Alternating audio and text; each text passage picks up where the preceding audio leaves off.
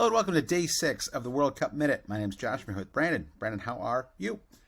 Josh, I think it's time. We have to admit that the U.S. men's team is good? Italics, question mark?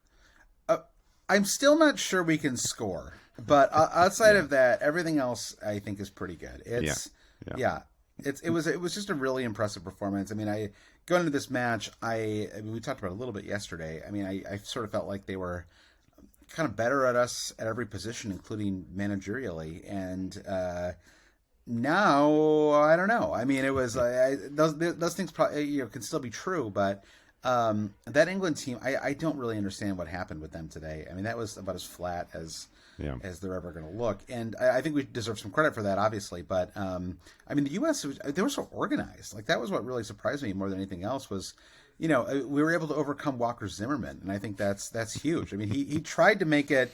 He tried to give England a chance late, and maybe if Kane scores on that free kick that resulted from another Zimmerman mistake, we would be, singing a different song right now. But I think in this match, Zimmerman was made better by Tim Ream and Matt Turner continuing to have a good tournament, and Zimmerman, I think he can play a little looser because he can, there is some trust. And watching Matt Turner, especially against England, he looks like a world-class goalkeeper. Man, back up at Arsenal, you wonder for how much longer before Arsenal maybe send him out on loan. I mean, they would want to keep Matt Turner as a cup keeper. This is going to be a Homer episode of the World Cup Minute. Ready. They're not we're just going to own the fact that we're American. Sorry for all of our Ecuadorian listeners out there. I mean, England and North America, or England and the United States are two largest audiences. So I think this is fairly interesting territory for a lot of it. It was also the featured match of the day, right? In a sense, it was the final game of the day, and I think. I was really impressed with Turner as well. Yeah, it could be like an Emi Martinez situation. It's kind of funny because Zach Steffen is the one who, is a backup for Ederson. But there were some like Ederson-ish moments from Turner today. Just so patient with the ball, right? Yeah. Like just like taking when he's got the ball at his feet and he's got the confidence to dink it around an oncoming attacker and play the smart pass. I agree. Yeah, it's incredible. Our friend Mike Crowder would be crediting Mikel Arteta. Like, that was pure Arteta ball being played by Matt Turner there. But I wonder with England. First of all, it was the chat amongst our always cheating side community. There were a lot of UK folks in our Slack chat forum, and it was just all dour, sad comments and continually calling the match dull, drab, a boring affair. And I was trying to reconcile myself with that because I was thrilled for 90 minutes. Too. I watched it with about 10 people at my house, and we were screaming for 90 minutes. Yeah. Now, of course, because we're U.S. fans, and the match is gonna feel right out of the gate, it's gonna feel more thrilling and engaging from the American point of view because the U.S. had the better of the attacking opportunities, held a lot of the ball through great stretches of the game, and seemed to actually be a bit more cavalier. So then you get to the question you just asked, Josh, of you don't know what happened with England. This is what I believe English fans have been complaining about for the last 2 years with Gareth Southgate and his dogmatic pragmatism. And I just wonder if, not just for one game, if Southgate just committed to some sort of all-out attack version of this England team, it could be like a generational moment. We're Americans were just we were gasping to get Gio Reyna on the pitch. You look at the English bench; they've got Rashford, Foden, Grealish, all of this incredible attacking talent that can't get a look.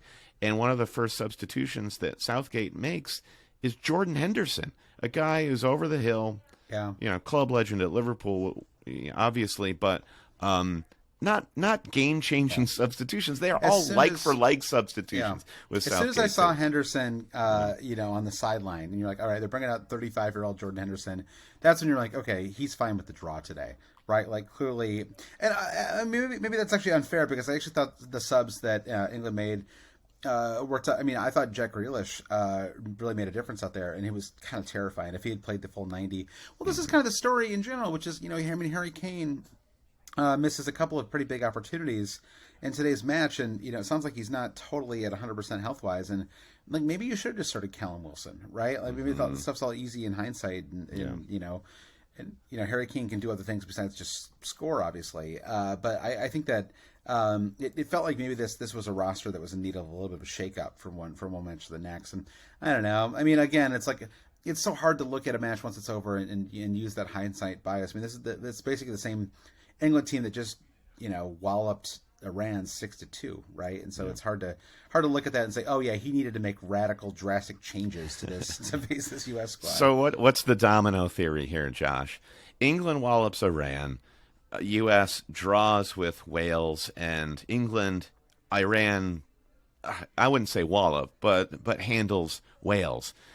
The game should have been. While you're talking, I want to go to the XG philosophy Twitter feed and see what the XG was, because it felt like Iran had like 7 golden opportunities. It's a like miracle for them. They ended up scoring twice in the 99th and 100th minute or whatever, because the whole basically it was just like opportunity after opportunity. It was a great thing for us to wake up to. I don't know about you, but when I woke up and saw that Iran had won, I was delighted, and it kind of made today's match a free roll, right? It was like just don't lose by more than 4 goals, and you're kind of in the driver's seat going into the final match. And from the England point of view, I mean, I expect they're going to put Wales in a coffin when they play. After that. Yeah. And so England are through. I would say that's a certainty, as much as you can say that. And then it's kind of like it's the taste of World Cup, Josh. U.S. going up against Iran with everything on the line.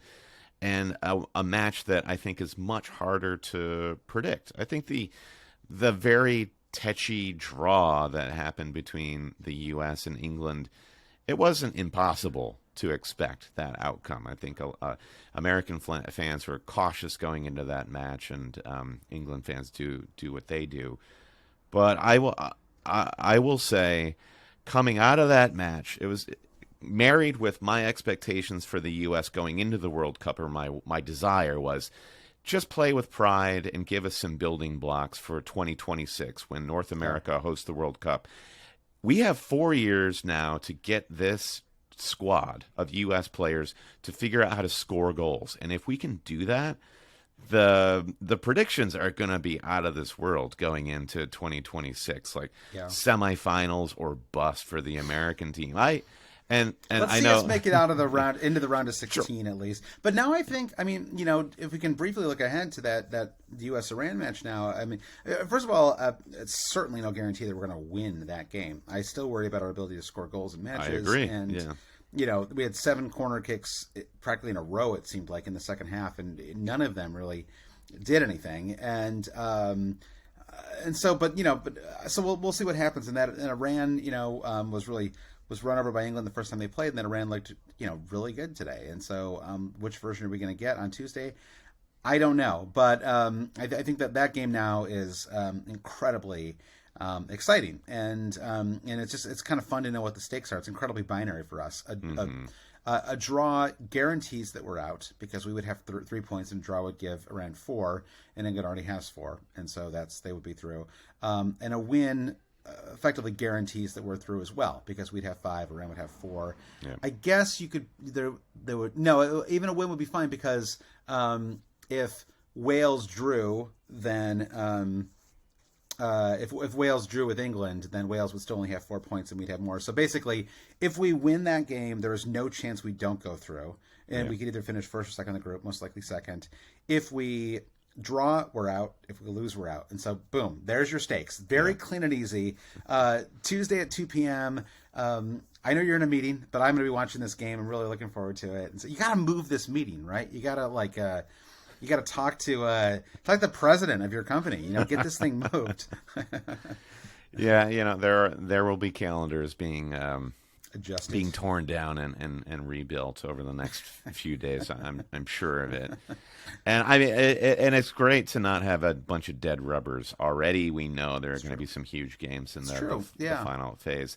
So generally feeling good about this U.S. result. What else happened today? Yeah, so we had the Group 1 round 2 matches as well. Senegal, and again, like basically guaranteed that there's still stakes, right? Because Senegal defeats Qatar 3-1. Fairly dominant performance. Like I suppose I'm happy for Qatar that they just scored a goal in the World Cup. It would have been kind of depressing if they didn't even. You don't have to say that. Yeah, okay. Well, I did.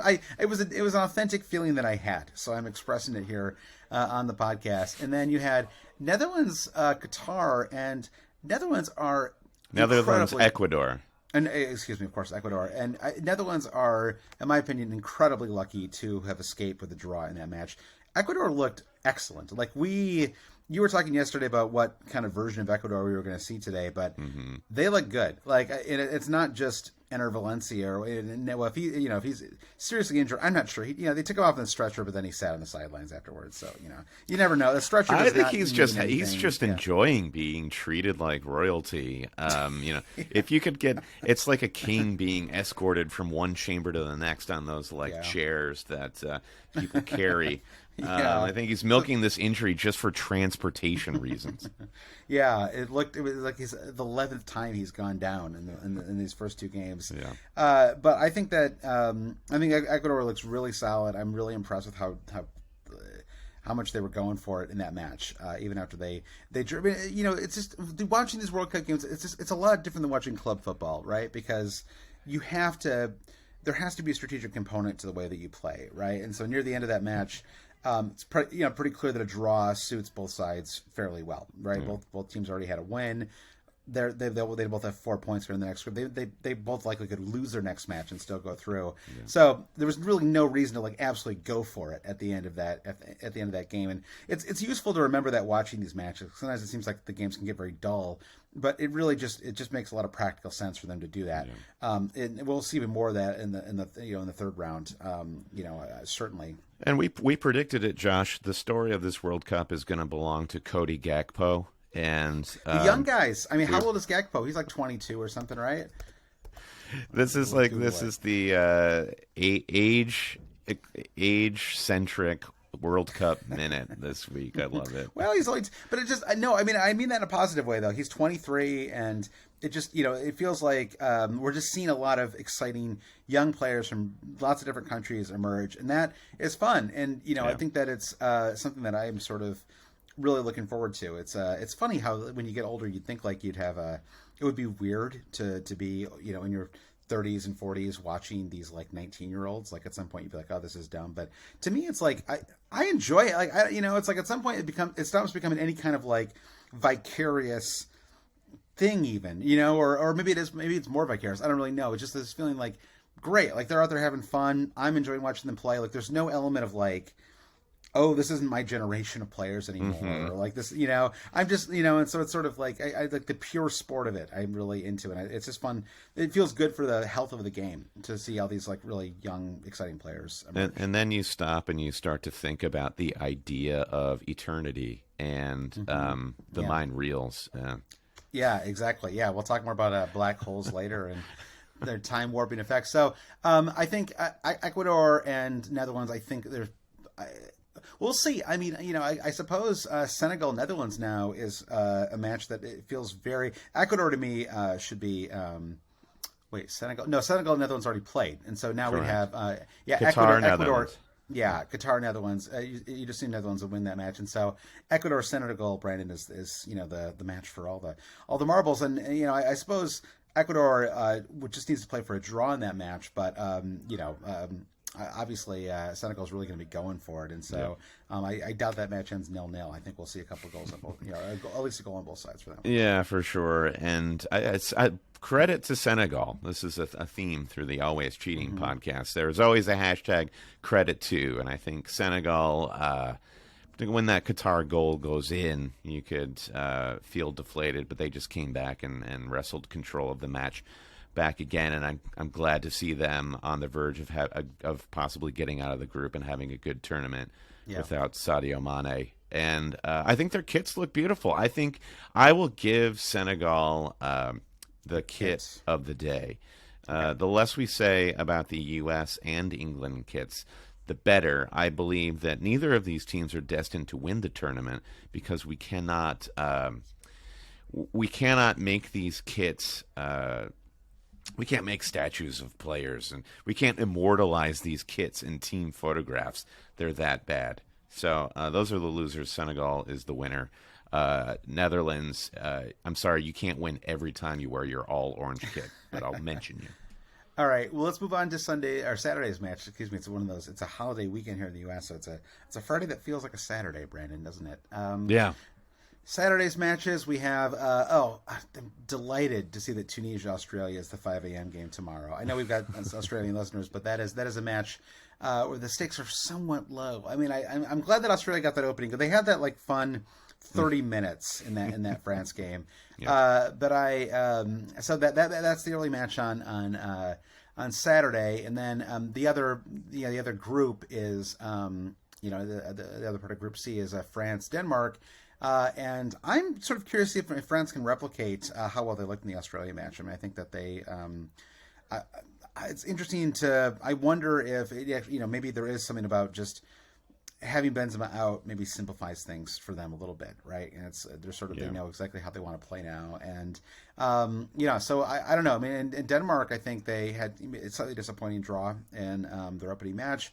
But I still am really a believer in this Denmark team. And, I don't know. It wouldn't surprise me if Denmark got some kind of result out of this game. Yeah, it's going to be a test for France. If France are going to be as good as they are predicted for this tournament, they are going to have to get through Denmark. And if they do, if they're able to push Denmark aside, then I think that's actually like putting a marker down for the France side. But now you have a perfect opportunity for the Danish to reestablish themselves as dark horse teams. Even if they can hold for a draw or like a very tight 1-0, 2-1 loss, that could be, horrible for Denmark's chances of getting out of the group, but still decent enough for the federation. Yeah, and they may still be okay too, because they have the Australia match to be played still as well. Yep. So even a loss isn't necessarily a killer for them. Yep. Poor Australia. I mean, but it's just that is, unfortunately, there are a few sides that are weaker than the others. Brandon, this is not. This is not necessarily a judgment. These are just facts. Yeah, this is not. Yeah, exactly. It's a beautiful country that I want to visit very soon. And by the way, that's Group D, not Group C. The other matches are the Group C matches on Saturday, and those are the ones that I am super excited about. I mean, Poland, Saudi Arabia is classic World Cup match. Would not necessarily set my my YouTube TV to record this one if it was played in February, but I think this is going to be really exciting to see if the Saudi Arabia can. I saw they declared a national holiday after the Argentina win, and so it's it's a huge match for them. If they beat Poland, if they win that game, then wow, like the stakes are super high, especially for Mexico, and you wonder if Mexico could. Get a result. They play the final match on Saturday. They play Mexico Argentina, which now is the stakes are incredibly high for both squads. Really exciting. I am clearing out a bunch of episodes of Fixer Upper on my YouTube TV to make room for Poland, Saudi Arabia. I'm pressing thumbs down on a lot of episodes of Monk to make room for some World Cup recordings for sure. Yeah, I mean, I think this could be for Group C. You look to hit a hard reset in favor of the favorites, where Poland get a result against Saudi Arabia and Argentina get a result against Mexico. The stakes are easily highest for Argentina, picked as tournament favorites, and they lose to Saudi Arabia. Mexico is definitely not the team you want to see come up next in the hat if you're Argentina, because they're a vintage tournament team, and they're gonna harry you and make life very difficult. A lot of veterans in that squad. Yeah. On the other hand, this is not by any stretch a strong Mexican side, and if Argentina just get their heads on straight, I think they could steamroll them. Yeah, I think they could too, and maybe that's in some ways the most likely result that we see. But I think that it's pretty interesting. I mean, I think the question with Mexico is whether they can score. It's kind of the same question the U.S. has, right? Which is sort of they can do a lot of things right, but can they actually finish? And I don't know. We'll see. I mean, if Argentina continues to play tight, every year, every World Cup, there's one favorite, one like top five favorite that seems to go out early, and and some years there's many, but it feels like Germany may fall into that camp as well this year. But I think that it's the pressure is really on Argentina tomorrow, and I don't know. So yeah, we'll see what happens. I mean, like you said, it's probably like the last squad they wanted to play. I thought Poland would be a little bit easier, but Mexico's gonna be way up for this game, and Mexico's gonna be solid enough that it's hard to imagine a scenario where Argentina just steamroll them 4-0, right? Yeah. It feels like it's gonna be a way tighter match than that. Okay, so we've covered it. World Cup minute. What happened today? What happened tomorrow? We didn't talk about Christian Pulisic. Okay. Yep. What did you think of Pulisic's performance against England? If that crossbar ball is 4 inches lower, we're talking about him as having his greatest ever moment as a U.S. player, and you never know, like, the butterfly effect of that goal, right? Mm-hmm. It sort of does it kind of like the Canada-Belgium game a couple days ago. If they score that pen early on, how does that change the result? And so I don't want to assume that if he'd scored that goal, we win 1-0. But that's what he brings to the table, right? Is a little bit of specialness. I think other than that, I felt like he was, I don't know. I mean, I thought it was a really great team performance, and he's part of the team. Yeah. And so I thought that he did some good things. I feel like when I talk about the U.S. being unable to score, it's hard for me to be too grumpy about him because he's the one who created that amazing opportunity for Tim Weah in the opening match. But someone's got to get in the box for this U.S. team, right? Like, somebody's got to do something in there. And I don't know. I felt like there was an opportunity late where he passed it when he should have shot it. I don't know. What did you think? I thought it was a great match for him. I think it was a very good match for him. However, I agree with the fact that you put it as it was an exceptional team performance. And this is something I'm starting to come away with as a big overriding theme for the tournament. We can kind of close the episode on this, and I think this is something we can look for is, complaining about Southfield, or not Southfield, why do I always call him that? Southgate not playing his best attacking players. Why isn't Berhalter giving more minutes to Reina or Aronson? What we're seeing are systems. Some systems are flourishing in the World Cup. Other systems are not quite working at the moment. But It's a lot of nations choosing a system, picking the players that fit that system. There's I'm blanking on his name. There's a Japanese player at Celtic who is a standout at Celtic, but was not selected for the Japan side because the manager said he does not fit within the system that we play.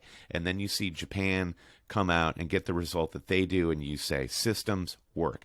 And for whatever we're saying about Berhalter, whatever English fans would say about Southgate, these systems are battle ready and are being battle tested. And I'm getting a bit more sympathy for what it's like to be in charge and to manage a national team. It's not easy, especially when you've got huge pools of talent. No, and it's hard to come away from that match. You might have. Honestly, what you should have asked me was what I think about Berhalter, right? Because that's almost the answer you gave there. I think I'm feeling a little bitter as well. I still feel like the introduction. If you introduce some of the attacking talent they brought in, right, Reina and Aronson probably, Aronson late, Shaq Moore.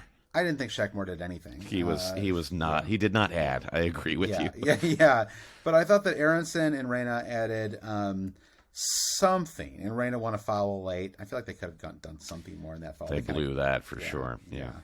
But I felt like it would have been interesting to see what they did in 20 minutes or 30 minutes of that game. But it's hard for me to come out of this match thinking, oh yeah, like this is that like we blew it, or like we could have. I mean, it's hard not to feel like we could have scored at least. But again, you don't know how. Like again, you just don't know. It's very frequently that we've seen this multiple times in this World Cup, right? One team scores one goal and completely changes the chemistry of a game, right? The other team goes out there and scores an equalizer or multiple goals. I'm shortly thereafter, like with the France-Australia game. So you just never really know how a goal is going to impact things, and so I don't want to assume that if we had scored in the 60th minute that we would have won this game. So I think if you told me a 0-0 draw was our result going into today, I would have snatched it from you. Absolutely, especially considering what happened in the Wales game. Now we control our destiny. So I'm coming out of it feeling pretty good. And like a friend of mine who was watching the match with me today said, you should have to win a game to get through your group. And like, we got to beat Iran. And if we can't beat Iran, then we don't really deserve to go through anyway. 3 point, I don't want 3 draws. I want one actual win to get us through. And so, if we don't win, then that's fine. We've already have not embarrassed ourselves, right? We're going to come out of this with 2 draws against 2 quality squads.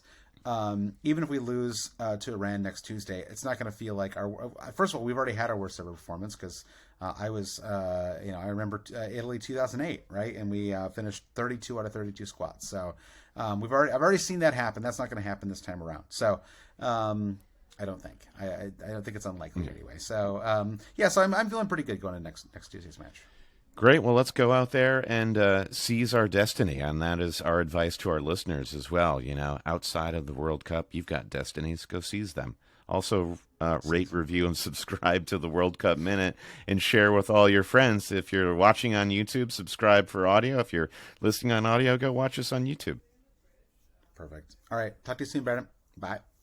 Bye.